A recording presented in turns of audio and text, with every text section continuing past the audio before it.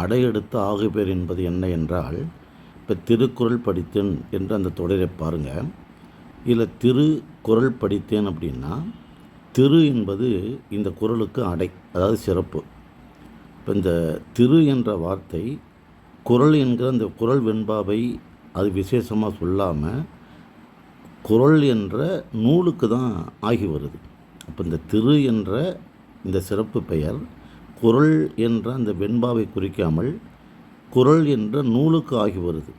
அப்போது குறள் என்பதே நூலுக்கு ஆகி வருவதனால அது ஆகு பெயர். திரு என்பது அந்த நூலுக்கான அடை, அதாவது சிறப்பு. அப்போ திரு என்ற அந்த அடையானது இந்த குறளுக்கான விசேஷமாக சிறப்பாக கருதாமல் குறளாக இருக்கக்கூடிய அந்த நூலுக்கு சிறப்பை தருகிறது.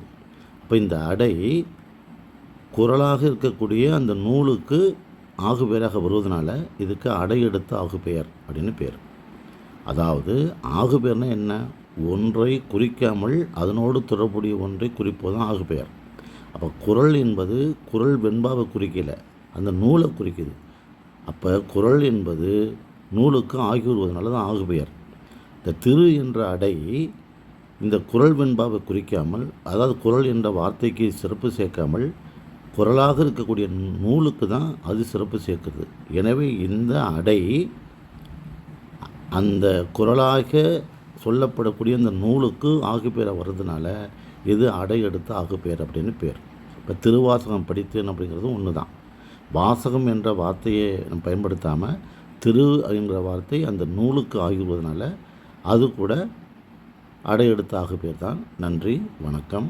இந்த சேனலை சப்ஸ்கிரைப் பண்ணி பாருங்கள். நன்றி, வணக்கம்.